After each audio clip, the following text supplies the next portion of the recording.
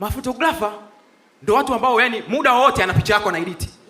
Ukimpigia simu, bwana wewe vipi picha yangu? Anakwambia yani una bahati kishenzi yani. Ndio niko na edit hapa. Ingia WhatsApp nikutumie. Anakupigia picha kwenye likio lake, lile picha yako ndio imekaa juu pale. Anakuuliza vipi, nikoze rangi au niache hivyo hivyo? Wewe unaingia mshawasha, unaambia hiyo inatosha. Anakwambia sasa poa, nipe muda kidogo. Nazipiga hizi zote. Picha 200 za harusi hizo. Nazipiga zote hizi.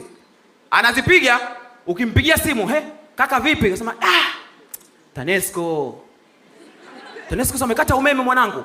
Kwa hiyo vipi? Sema picha zinakamilika jioni. Kesho njoo uzichukue. Kama unaona nakusumbua, kesho njoo uzichukue. Au anakuambia una bando? Bando ninalo. Haya poa, ingia na kutumia saizi. Unatumiwa picha. Zinakaa picha unasubiria. Ukimuuliza anakuambia mtandao unasumbua, zina load kishenzi. Na kile kidude cha kuload sio anakitoaga wapi? Atakutumia tu kile. Mzigo ndio huo unakuja, sema mtandao. Ila kama unaona unachelewa sana, njoo ofisini. Wewe unajihimu mzee, unaenda ofisini.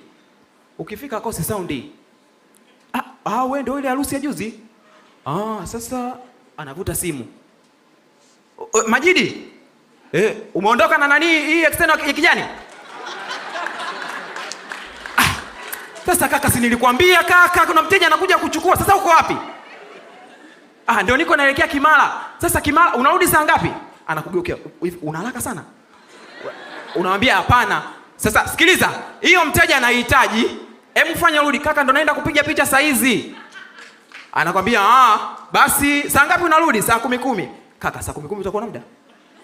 Anakushirikisha ni kwamba lionekane jambo la kwenu wote. Saa 10:10 utakuwa na muda? Unaambia mimi sema zunguka. Ila kama nakukwaza sana, nenda nyumbani. Mimi natuma bodaboda kwa hela yangu. Zinakuletea nyumbani.